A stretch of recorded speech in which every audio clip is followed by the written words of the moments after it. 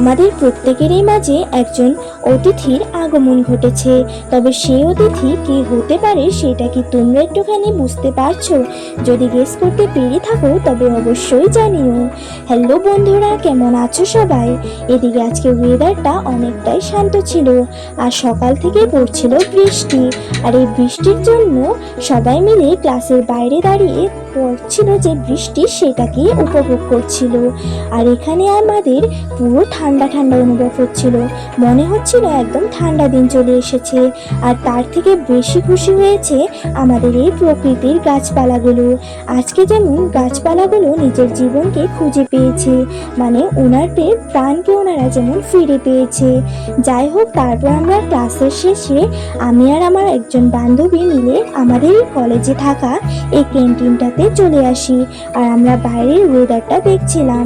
তারপর আমি আর আমার এই বান্ধবীর জন্য অর্ডার করি 2 প্লেট চাউমিন।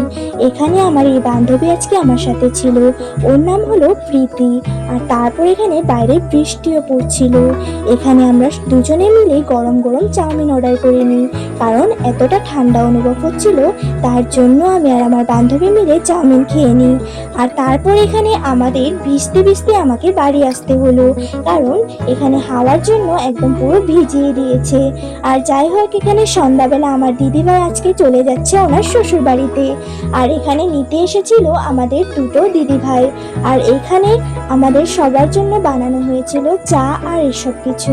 সবাই মিলে এখানে বসে খাচ্ছিল, আর আমার এই বোনু মানে দেখলেই হলো আমি যদি ক্যামেরা অন করি তখনই ও আমার এইভাবে পোজ দিয়ে দেয়। আর এখানে সবাই যাওয়ার পরে আমি আমার ডিউটিতে লেগে পড়ি। আমি আজকে পলিটিক্যাল সায়েন্সের কিছু কোয়েশ্চেন অ্যান্সার করব, তার জন্য আমি লেগে পড়েছিলাম। আর আমার ভাই এনে আমার হাতে ধরিয়ে দিয়েছিল এই কিউট একটা আম, দেখতে অনেকটা ভালো লাগছিল।